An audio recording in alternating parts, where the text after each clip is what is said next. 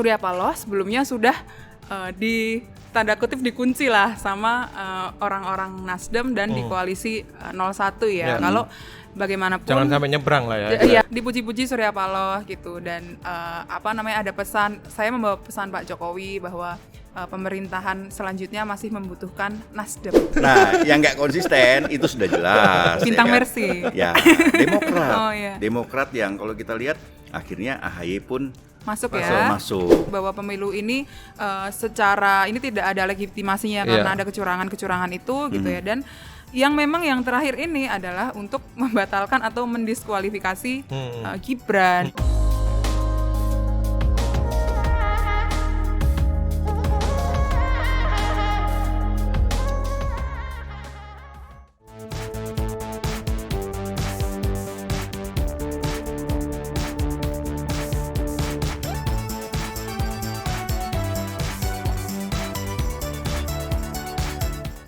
Yo, jumpa lagi bersama kami di Bocor Halus Politik bersama saya Stefanus Pramono, Raymond Dusrika, Francisca Kristirasana.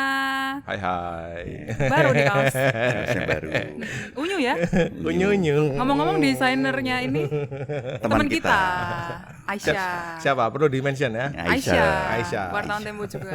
Perlu dia duduk di sini nanti. Ya walaupun saya dipaksa suruh pakai kaos ini ya. Unyu ya. Uncle Pram diginiin dikit dong biar kelihatan. Yo, Uncle Pram. main apa kita?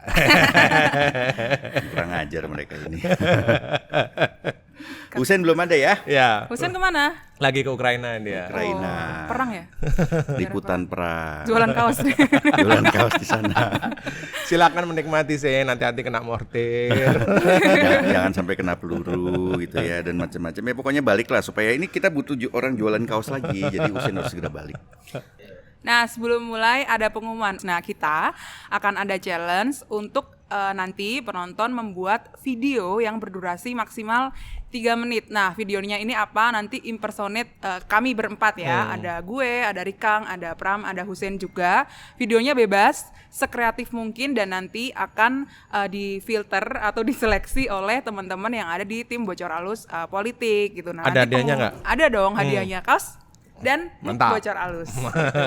Nah, nanti pengumuman lebih lengkap, teman-teman bisa klik atau pantau terus di Instagram, juga di media sosial Bocor Halus dan tempo.co. Ya. Oke. Ini kayaknya Gitu. bakal gue yang di-impersonate sama mereka. Uncle. Ada nggak ya yang pakai ini rambut-rambut putih? Terus dicepol gini kan, kayak gambar ini nih. Iya, yang paling berkarakter uncle kita ini. Oke, main apa kita? Nari apa, Ci? Apa ya yang lagi panas belakangan ya? Setelah pemungutan suara selesai, kecurangan juga sudah kita bahas gitu kan. Dan ini Kecurangan rasa-rasanya yang dianggap sebagai apa? Kita lesu gitu. Seolah-olah karena apa Prabowo Gibran menang terus kita kemudian menjadi lesu. Padahal kita lagi kecapean aja waktu itu sebenarnya kan. Iya. Kicak dari pagi sampai malam. dan perlu menjawab juga, Pram. Kemarin banyak juga yang menanyakan kenapa Sabtu nggak tayang gitu. Berarti kan. nggak nonton dia Iya, kalau berarti nanya. untuk mereka yang nggak nonton live hari Rabu itu mereka bertanya-tanya ini kemana nih Bocor Halus Sabtu nggak tayang gitu kan. Nah, teman-teman banyak yang WA juga gue, kok kalian nggak ada di Sabtu gitu. Nah, berarti kalian nggak nonton nih waktu live hari Rabu. Oke, jadi main apa? Ya, hak angket ya, kayaknya Hak lagi angket. ramai. Ya. Dan juga pemerintahannya Prabowo nanti akan seperti apa nih? Oke, ini udah mulai kuda-kuda ya, Ci ya. Sudah mulai bagi-bagi. Karena iya panjang banget sih 9 bulan ya. Betul. Iya. Apa namanya 8 sampai bulan dong. Iya 8-9 bulan lah sampai pemerintahan baru nanti Oktober ya. dilantik 20 Oktober. Panjang banget nih. Panjang banget. Panjang, segala sesuatu bisa terjadi. Ya. Dan ini ada yang sudah beriak-riak ketika Surya Paloh ketemu dengan Jokowi Waduh. kemarin. Banyak yang bawel ya. Iya, sudah ini. Wah, Nasdem kalau masuk nanti dapat kursi berapa gitu lah. Kok gue gak diajak gitu kan. Ada-ada aja itu orang. Iya. Ya kita ceritakan dulu ya, Pram ya, Ya silakan dari kan.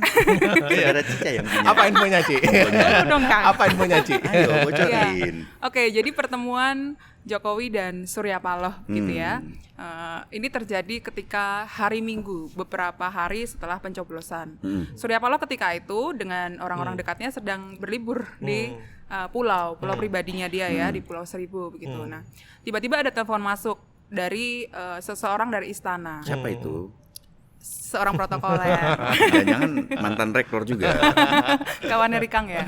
Ya intinya telepon itu meminta Surya Paloh untuk datang ke istana hari itu juga. Jadi telepon itu kan datangnya sore kan, sekitar jam 3:30-4 begitu.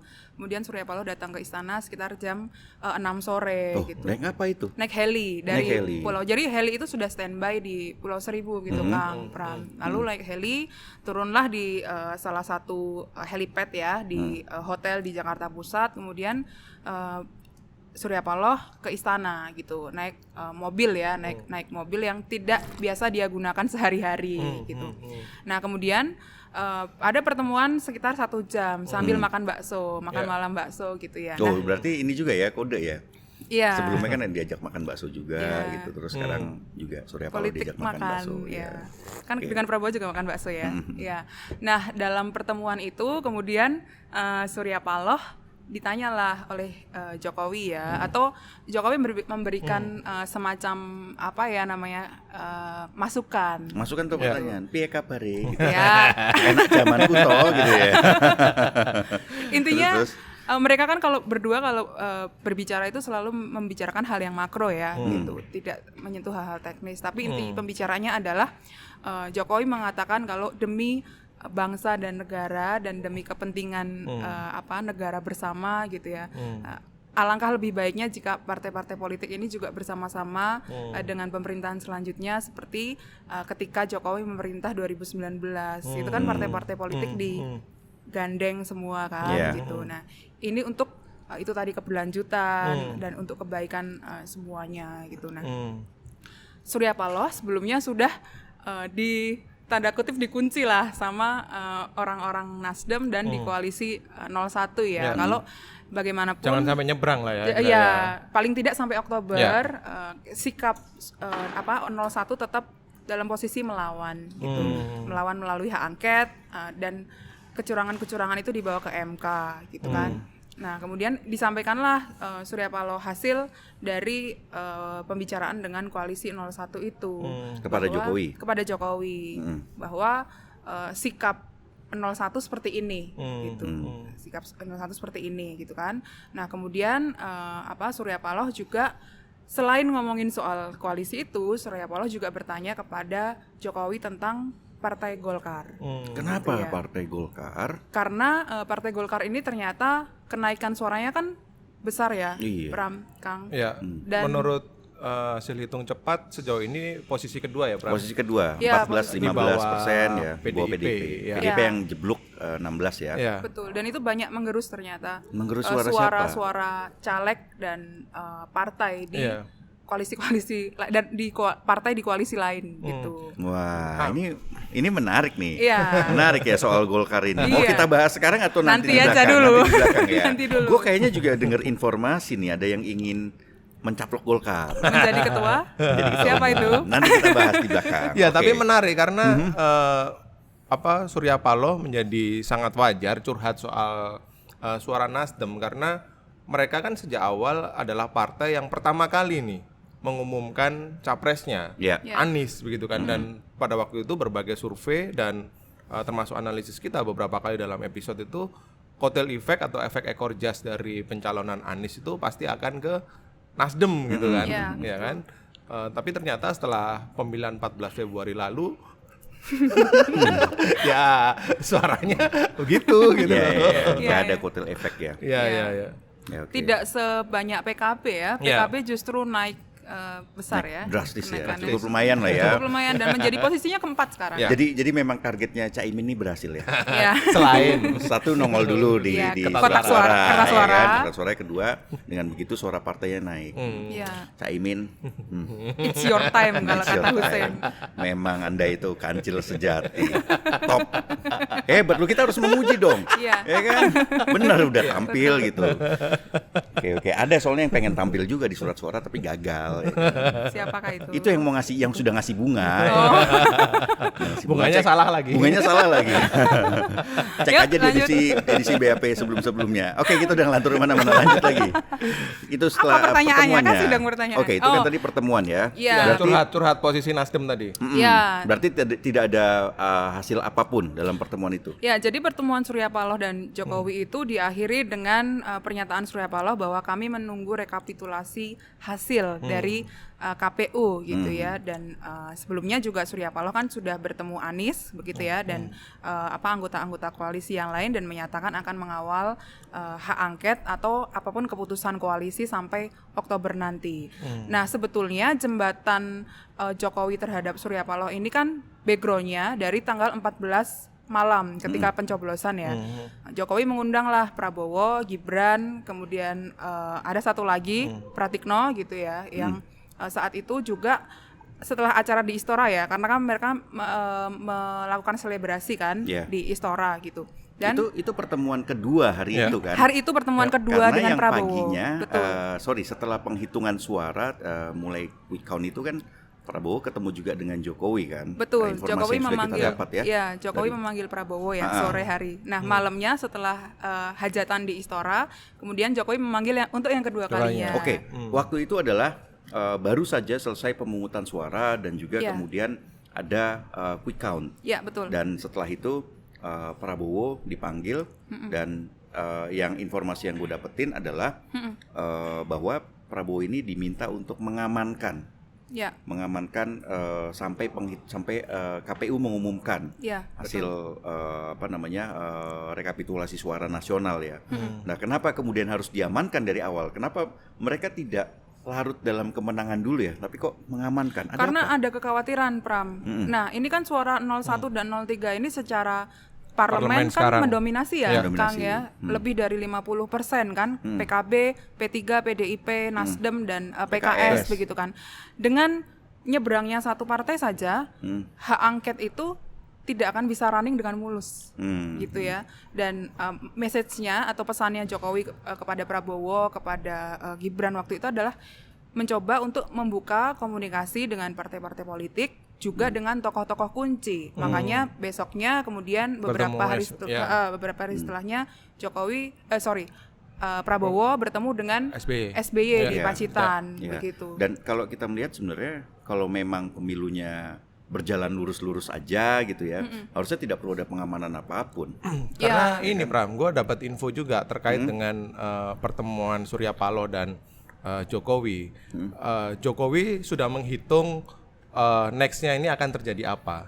Salah satu yang terdekat itu adalah seperti yang sudah disinggung Cica tadi ya, Pram, soal hak angket begitu kan. Jadi gue dapat cerita dari salah satu petinggi Nasdem gitu ya. Mereka mengatakan bahwa kalau bisa Nasdem ini stay sampai 20 Oktober sampai pemerintahan atau periode Jokowi ini berakhir begitu. Dengan demikian koalisi yang sekarang ada, koalisi Jokowi sekarang ini tetap solid gitu, sehingga ketika ada upaya-upaya untuk menggulirkan hak angket itu bisa ditahan dengan komposisi suara di DPR sekarang. Seperti kata Cica tadi, kalau memakai komposisi koalisi yang hari ini yang Pilpres 2024 itu koalisi Indonesia Maju atau koalisi penyokong Prabowo itu masih kalah suara kurang dari 50%. Ya, ini cukup cukup mengkhawatirkan. Gitu, cukup mengkhawatirkan kalau mereka bisa mengkonsolidasikan kekuatan dan kemudian benar-benar menggulirkan hak angket, itu akan menjadi salah satu bola liar dan peluru politik yang membahayakan begitu. Meskipun kalau kita anggap bahwa misalnya angket ini untuk memakzulkan memang perlu waktu yang cukup panjang tapi minimal memberi gangguan-gangguan politik selama 8-9 bulan tersisa ini bisa cukup merepotkan bagi konsolidasi kekuatan Prabowo dan Jokowi. Hak angket ini kan hak untuk menyelidiki ya. Persis. Kebijakan, menginvestigasi kebijakan atau program pemerintah. Goalnya itu apa? Apakah kemudian melengsarkan Jokowi tadi seperti disebut sama Rikang, atau karena ada kecurangan yang terstruktur, sistematis dan masif yang memang harus untuk diungkap gitu loh. Nah, yang ketiga kan yang sudah kita tulis juga bahwa ini untuk membatalkan pencalonan Gibran. Benar ya seperti itu ya. Jadi tujuannya itu memang banyak gitu ya, Pram. Jadi memang cita-cita untuk menuju hak angket itu sudah sama ya, antara 1 dan 3 dan di semua partai koalisi pun sepakat itu. Tapi tujuannya itu masing-masing gitu. Belum satu satu barisan lah ini. Bahasa gitu loh. Jadi barisan banteng. Ada yang tujuannya itu untuk membatalkan yang sekarang hasil pemilu dan mengadakan pemilu ulang. Ada yang mengungkap kecurangan saja begitu ya, bahwa pemilu ini secara ini tidak ada legitimasinya karena ada kecurangan itu gitu ya. Dan yang terakhir ini adalah untuk membatalkan atau mendiskualifikasi Gibran gitu. Dan yang memang sebenarnya kalau kita lihat secara prosedur, kalau etika sudah lah ya, nggak perlu diperdebatkan lagi. Pencalonan Gibran jelas merupakan pelanggaran etika. Baca aja lah majalah Tempo atau nonton BAP edisi-edisi sebelumnya gitu. Nah tapi kalau untuk secara formal pun juga sebenarnya tidak memenuhi syarat kan ketika dia mendaftar ke KPU ya, dan itu kemudian oleh DKPP, ketua KPU, anggota KPU juga diberikan sanksi gitu. Namun yang terakhir ini, opsi terakhir ini kayaknya mereka sulit juga ya kalau membatalkan Gibran, mengingat masih ada Jokowi di kekuatan Jokowi sampai 20 Oktober nanti, dan hak angket ini kan paling akan berjalannya sampai Oktober. Kita bicara ya Kang ya dengan beberapa kawan-kawan ya di partai koalisi 1-3 gitu ya, bahwa ada kemungkinan partai ini akan berubah sikap di Oktober nanti begitu ya. Atau menjelang Oktober, atau bahkan setelah rekapitulasi suara nasional selesai, sangat mungkin mereka berubah sikap. Enak ya kalau punya Dedi presiden ya. Dedi Jokowi ya. Tapi ini tantangan bagi tentu saja partai-partai seperti PDIP begitu ya, dan juga barangkali PKS dan juga partai-partai yang belum masuk ke dalam koalisi pendukung Prabowo. Satu, konsolidasi yang seperti gua sebut tadi. Yang kedua, kemudian menyamakan tujuannya gitu loh. Karena Megawati sendiri kan sudah memberikan arahan ya, Ci, bahwa kalau ingin menggulirkan hak angket perlu dikaji betul secara matang sebelum kemudian jalan. Nah ini penting pun.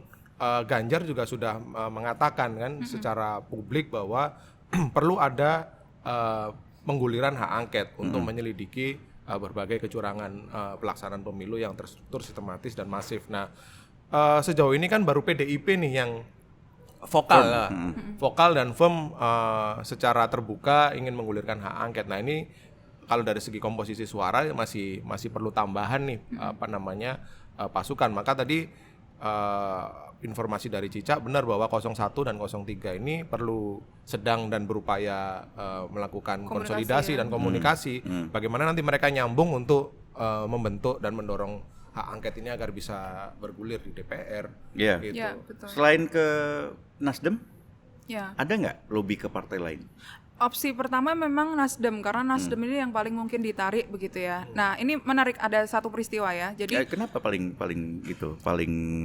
mungkin untuk tidak ditarik? ada resistensi dari partai koalisinya Prabowo gitu ya. Kalau PKB ini kan suaranya besar dan ada pendapat-pendapat yang seperti ini di koalisinya 02 ya. PKB ini kan sudah mengkhianati kita dulu gitu ya, dalam tanda kutip mengkhianati gitu ya. Ketika PKB kemudian bergabunglah dengan koalisinya Anies gitu kan di Nasdem gitu. Nah, akan sulit untuk beberapa orang di 02 itu untuk menerima PKB kembali. Maka yang paling mungkin adalah Nasdem, dan Nasdem ini kan punya histori tidak pernah berada di luar pemerintahan bukan? PKB juga tidak pernah berada di luar pemerintahan. Ya betul. Ya, tapi kan? Sekarang kondisinya berbeda karena Caiminnya jadi cawapres ya. Ya, dan juga suara mereka cukup banyak. Betul. Ya kan? Masuk dengan nomor 4 ya kalau nggak salah ya. Nomor 4 betul. Nomor 4 terus masuk nanti kursinya setara dengan PAN gitu, itu juga pasti jadi pertimbangan kan, nggak mau lah mereka lah partai-partai itu. Jadi ini memang sebenarnya sudah berbicara soal pembagian kue ya di ujungnya ya. Nah sebelum itu mau cerita dulu. Oke. Ini gue gara-gara pakai kaos ini jadinya. Jadi pengen cepet-cepet ini. Yo, mau ganti gue. Jadi opsi pertama menarik Nasdem itu disampaikan Jokowi kepada menterinya, Menteri Investasi Bahlil ya. Bahlil lagi ya. Di H+1 ya, setelah pencoblosan gitu. Jadi ada pertemuan Bahlil dengan Jokowi ya. Dimintai tolonglah untuk membukakan juga pintu masuk kan. Nasdem lah salah satunya gitu. Nah, Bahlil ini kemudian besoknya ketemu dengan Surya Paloh melalui salah satu menteri juga ya komunikasinya yang ada di Nasdem ya, nih Siti Nurbaya gitu ya. Nah, Bahlil ketemulah dengan Surya Paloh di H+2 ya, H+2 pencoblosan setelah dia ketemu Jokowi. Nah, di situ Bahlil memuji-muji lah Surya Paloh. Ini pertemuan ada di restoran di sekitar Bundaran HI ya. Katakanlah Wisma Nusantara. Nah, terus di situ dipuji-puji Surya Paloh gitu dan ada pesan, saya membawa pesan Pak Jokowi bahwa pemerintahan selanjutnya masih membutuhkan Nasdem. Begitu. Nah, untuk PKB ini belum sampai pada elit. Ini ya, lobby-lobbynya belum sampai pada elit. Begitu juga dengan PKS, tapi persen tuh ada. Tapi yang Jokowi sendiri menerima nggak kira-kira PKB? Nah, Jokowi ini berbeda dengan partai-partai yang ada di koalisi 02 yang resisten ya terhadap kehadiran PKB. Jokowi justru melihat bahwa kekuatan pemerintahan Prabowo itu butuh PKB. Kenapa? Karena suaranya besar. Di parlemen nanti dia akan bisa menyeimbangkan suara gitu. Jadi kan sudah clear tuh kalau ada PKB, terus ada Gerindra, Golkar, udah selesai di parlemen. Gitu. Tapi mungkin kalau PKB masuk pun yang kita dengar informasinya adalah PKB versi nakoda yang lain gitu loh. Siapa yang akan jadi nakoda itu? Artinya akan ada pengambil alihan PKB. Santer terdengar seperti itu gitu ya. Memang santer ya sedang digoyang-goyang nih PKB nih ketua umumnya gitu dan Imin kan nge-tweet kan? Ada apa tuh, Kang? Maklar. Ada maklar di partainya sendiri. Disebut tuh. Jangan jadi maklar gitu. Siapa sih? Kan orang juga udah tahu tweet kan. Siapa itu? Gus Ipul kan? Gus Ipul, Sekjen NU. Betul. Karena kan memang hubungan PKB dan NU terutama sejak pergantian kepemimpinan NU terakhir yang di Lampung tahun 2020 ya. Itu kan memang tidak cukup tidak cukup baik gitu kan. Karena soal posisi dukungan pada waktu itu Caimin pada waktu itu lebih menyokong Kiai Said Akil Siroj pada waktu itu, sementara yang sekarang Gus Yahya itu didukung oleh sekarang salah satu adiknya juga kan, Gus Yakut begitu. Jadi pertempuran elit di PKB itu juga cukup sengit seperti kata Cica itu tadi, dan semua orang sambil memantau ini kira-kira peluang untuk mengambil alih dan merongrong kursi Caimin di PKB itu juga sedang berjalan gitu. Andai pun nanti PKB masuk ke koalisi Prabowo, itu adalah kemungkinan adalah gerbong yang lain. Tapi mungkin nggak itu dengan kondisi PKB yang sesolid itu sekarang? Segala sesuatu bisa saja terjadi kan dalam politik ya. Apalagi PKB ini kan sering banget ya dari sejarah berdiri sampai sekarang sering banget diterpa perpecahan. Justru pada masanya Caimin ya kan, gue bukan mau memuji-muji ya kan, tapi memang melihat faktanya adalah yang solid memang di bawah kepemimpinannya dia gitu. Beberapa kali kan juga kita tulis juga kan bagaimana gonjang-ganjing di internal PKB. Sudah ada konsolidasi di daerah gitu kan. Pada waktu itu juga Yeni Wahid ya. Kita tulis mungkin 2 tahun yang lalu gitu. Konsolidasi di daerah sudah terjadi, tapi juga ya seperti kata Pram, ya Caimin tidak tergoyahkan gitu loh pada waktu itu sampai sekarang. Oke, ini ada yang kita tahu bahwa Caimin dan Gus Ipul ini kan sepupuan ya. Jadi keluarga saling berebut partai. Kurang rukun berarti mereka ya. Mungkin mereka harus mencontoh keluarga yang lain. Atau kita harus mengundang Caimin ke sini. Bisa jadi, kita boleh juga nanti undang Caimin. Silakan datang ke sini. Oke, itu tadi sudah yang terjadi di kubunya 01 ya. Nasdem juga PKS sudah kita mention ya, sama PKB ya. Nah, kalau di kubu 03 sendiri seperti apa? Apakah solid? Karena kan hanya ada 2 partai yang ada di parlemen ya. Yang PDIP dan P3 gitu.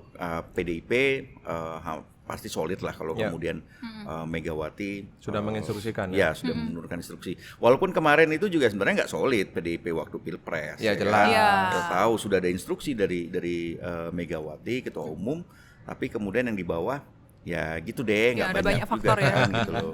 Itu sudah pernah kita bahas lah. Ntar kepanjangan juga. Ntar kita diseruduk banteng lagi.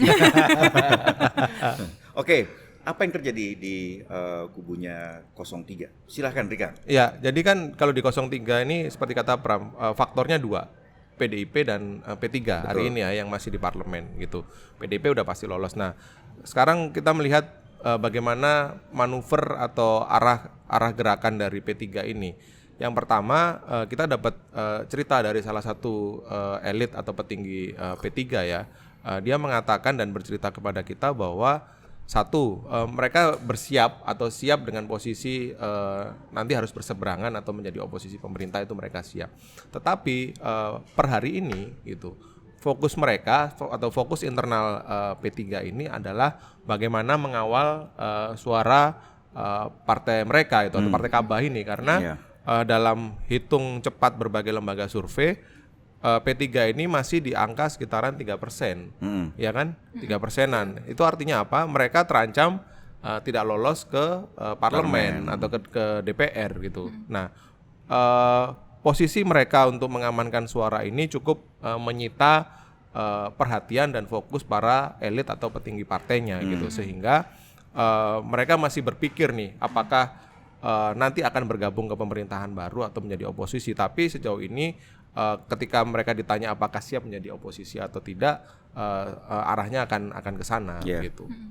Jadi seperti yang disampaikan Ganjar ya ketika kita ya wawancara dengan Ganjar di rumahnya di Patra Kuningan begitu ya. Ganjar juga cerita bahwa sudah ada rapat bersama ya antar partai-partai politik ya di kubu 03 bahwa mereka menyepakati beberapa hal. Salah satunya itu membawa hak angket itu, dan posisi menjadi oposisi juga sudah semakin tegas gitu ya di 03 ya gitu, dengan keluarnya surat dari PDIP ya yang di situ dikatakan bahwa PDIP menolak hasil Sirekap segala macam gitu kan. Di luar itu juga setelah 03 rapat di High End waktu itu ya, juga ada komunikasi nih 01 dan 03 ya yang diwakili oleh 01 oleh JK di rumah JK di Yusuf Kalla di Brawijaya, juga ada Ketua TPN Arsyad membawa hasil 03 inilah, hasil rapat 03 kepada Yusuf Kalla, dan dicocok-cocokkan, oh ternyata kita sikapnya sama nih, ada hak angket, ada mau ke MK begitu ya untuk mengusut kecurangan. Ya udah, kita buka aja jalan kerjasama, tetap sendiri-sendiri begitu ya, jalannya investigasi terhadap kecurangannya sendiri, tapi mereka jalannya bareng-bareng, janjian gitu. Kita mau ngapain itu janjian bareng-bareng gitu. Dan juga akan ada rencana beberapa pertemuan ya gitu. Orang-orang di sekitar Ganjar mendorong Ganjar untuk bertemu dengan Anies gitu ya. Dan kemungkinan pertemuan ini akan terjadi atau terrealisasi begitu. Dan ada juga rencana untuk menghubungkan Surya Paloh dan Megawati. Komunikasi ini dari LO lah ya, atau orang yang menjembatani mereka berdua ini sudah berjalan. Salah satunya adalah Guntur gitu ya. Guntur kakaknya Megawati ya. Betul. Anak pertama Bung Karno. Betul. Nah, Guntur ini sebetulnya sudah 1 tahun belakangan ya mengupayakan komunikasi antara Surya Paloh dan Megawati. Tapi memang belum terrealisasi gitu ya, karena memang belum cocok aja waktunya, dan Surya Paloh minta pertemuan itu bukan terjadi di Teuku Umar, rumahnya Megawati, tapi di rumahnya Guntur supaya lebih netral. Iya, iya. Tapi gue melihat sekali lagi ini analisis ya, bahwa kemana arah partai politik yang kalah atau tidak masuk ke dalam gerbong koalisi Prabowo ini, gue melihat pada satu benang merah apa, mereka sekitar ya mungkin 10-15 tahun belakangan gitu, atau mungkin selama 2 periode kepresidenan ini selalu berada di dalam pemerintahan gitu kan. Nah, mereka betah nggak nih gitu kan? Betah di luar atau enggak gitu ya? Di luar nggak gitu kan? Nah, ini problemnya itu tadi udah kita sebut, misalnya udah disebut oleh Cica tadi. Nasdem 10 tahun terakhir selalu dalam pemerintahan gitu. P3 pun rasanya demikian ya. Selalu berada di dalam pemerintahan begitu kan. Kecuali PDIP yang memang selama periode 2004-2014 mereka bisa menjadi oposisi gitu dan bisa betah di luar pemerintahan. Nah, ini partai-partai yang relatif ada di tengah dan juga di bawah ini perlu perlu kita pertanyakan nih. Betah nggak mereka? Mereka melihat Demokrat kali ya. Betul Kang, karena kalau kita melihat yang paling konsisten ya 10 tahun menjadi oposisi itu adalah baru PDIP, ya kan, dari 2004 sampai dengan 2014 konsisten.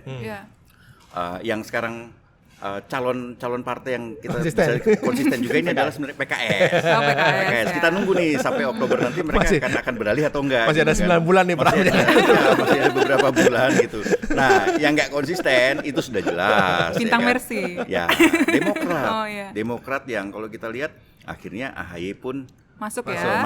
Tentu saja dengan diiringi narasi-narasi untuk pengabdian dan segala macamnya lah ya gitu loh. Ya namanya politik boleh-boleh saja narasi semacam itu. Tapi kalau kita melihat ya ini adalah inkonsistensi dari Demokrat. Jelas karena sebelumnya SBY pun juga mengeluarkan buku ya. Cawe-cawe Presiden Jokowi dalam pemilu 2024. Kurang lebih seperti itulah judulnya. Dari judulnya kita udah tahu isinya apa gitu. Terus kemudian tersisa 8 bulan pemerintahan, AHY masuk. Ya kan, lepas dari layak atau tidak, lepas dari track recordnya, dia punya punya kemampuan atau tidak di bidang agraria, pertanahan gitu, yang sebenarnya itu sangat kompleks ya. Tapi ya ini bentuk inkonsistensi dari Demokrat. Lu boleh ngomong bahwa ini soal pengabdian, ini soal kemudian membicarakan nasib bangsa dan segala macamnya. Kalau gue jadi AHY sih gue nggak akan mau terima itu gitu. Tapi lagi-lagi ini kan ini politik balas budi dari Jokowi pada dari Pak Budi. Dari Pak Budi, Pak Budi ya, benar juga ya. Politik dari Pak Budi gitu ya, yang membalas jasa dari partai-partai yang sudah mendukung kemenangan Prabowo dan juga anaknya. Dan di situ juga kita tahu Demokrat juga SBY kan sangat kabarnya juga bertempur memenangkan Jawa Timur kan, gitu loh, memenangkan Prabowo di Jawa Timur. Tapi apakah lu bisa membaca nggak Pram bahwa sebenarnya masuknya Demokrat ini sebagai pintu masuk bagaimana Jokowi mulai menyiapkan arsitektur kabinet Prabowo ke depan. Artinya kan Demokrat menjadi salah satu partai penyokong Prabowo Gibran gitu. Dengan masuknya Demokrat sekarang di pemerintahan Jokowi, apakah ini menjadi pintu masuk untuk kabinet Prabowo ke depan? Iya, akhirnya kalau kita lihat bisa dibaca di situ kah? Iya, karena Jokowi bukan politikus yang tidak hanya menyiapkan 1-2 skenario. Gitu loh. 1000 cara pasti dia siapin gitu. Dan termasuk juga bahasa-bahasa simbolnya ya. Dengan masuknya AHY gitu. Pada akhirnya kalau menurut gue nih AHY-nya sendiri menghamba pada 2 tuan. Gitu loh. Satu Jokowi dengan menjadi bawahannya saat ini, dan yang kedua adalah Prabowo. Gitu. Ya ini agak mengecewakan sih buat gue gitu loh. Lu koalisinya kan sebenarnya bukan dengan Jokowi. Gitu dengan loh. Tapi Prabowo, dengan Prabowo, dan selama ini juga jarang kita melihat orang-orang Demokrat naruh mukanya Gibran gitu kan di mana namanya di balihonya gitu. Jarang, terus tiba-tiba tapi begitu dapat kursi menteri bisa jadi berubah pikiran. Gitu. Karena seperti kata lu tadi Bram ya, 2 kaki, karena sebelum dilantik AHY sendiri kan bertemu dengan Prabowo kan. Itu kan menandakan bahwa sebenarnya koalisi mereka yang konkret dan real itu ada dengan Prabowo untuk Oktober 2024. Persis. Gitu loh. Jadi untuk apa sebenarnya dia kemarin itu ketemu Prabowo gitu kan. Iya. Benar. Sebagai senior katanya. Senior. Oh benar tapi ya kan.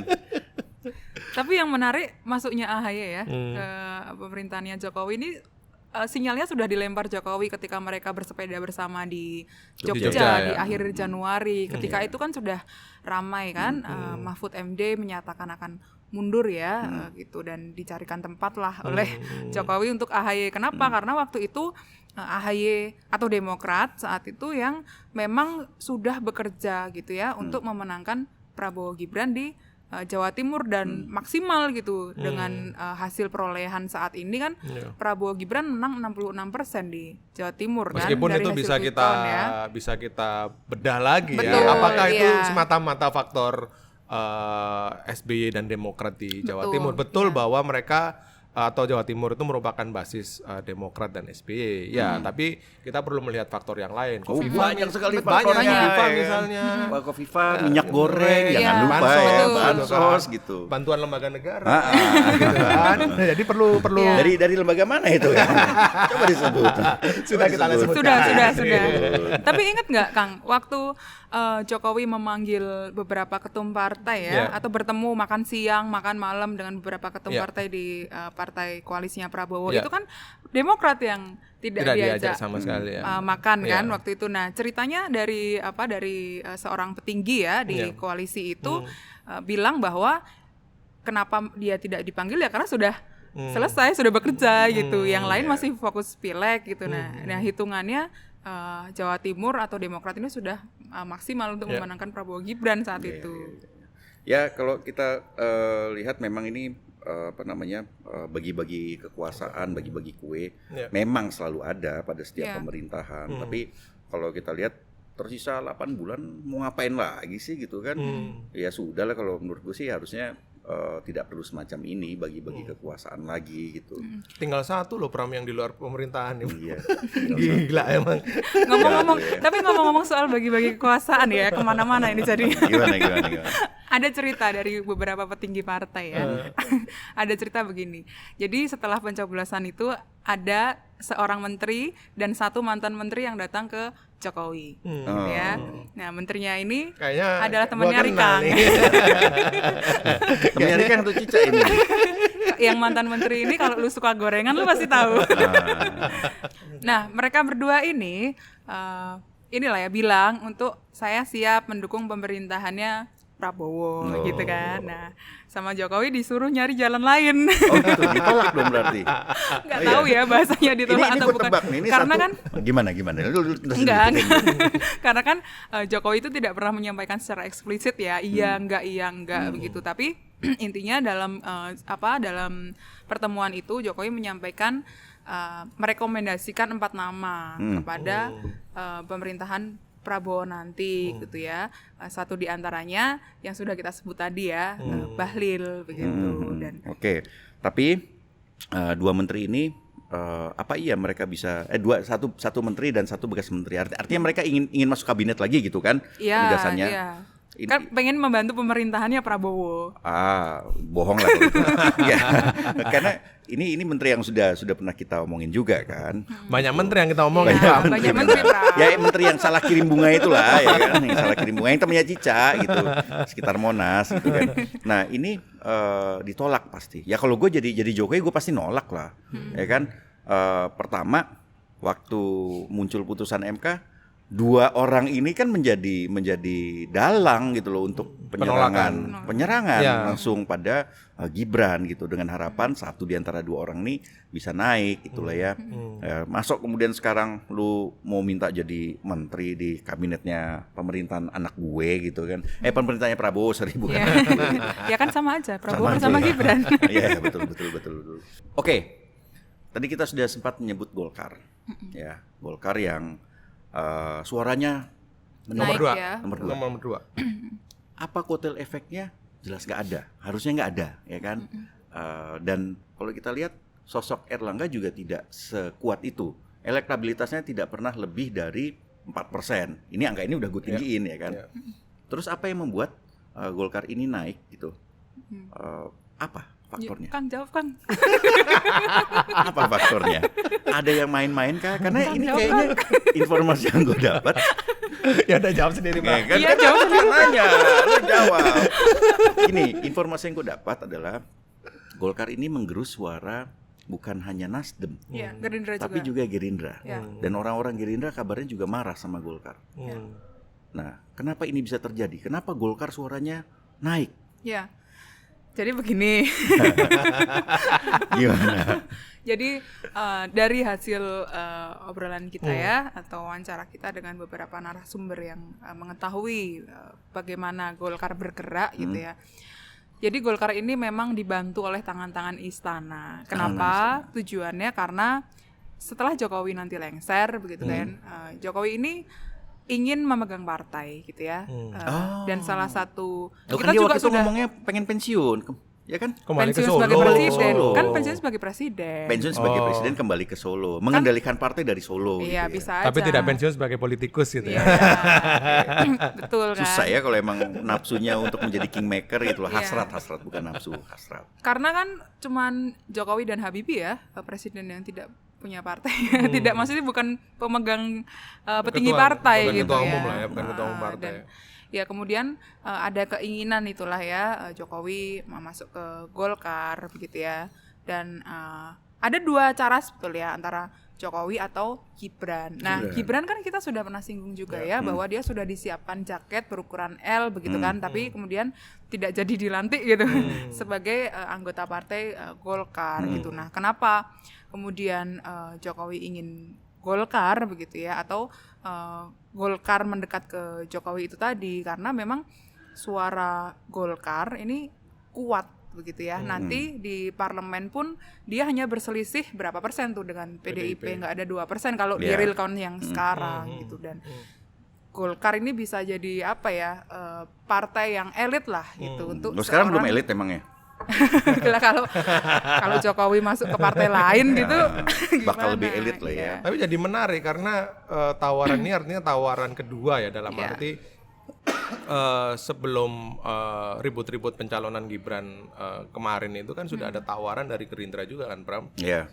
Cak, bahwa kalau Prabowo menjadi presiden maka salah satunya adalah Gerindra bisa dipimpin atau diberikan kepada Jokowi begitu dan keluarganya gitu kan pada waktu itu, dan sudah kita bahas juga, artinya makin banyak opsi nih Jokowi nih.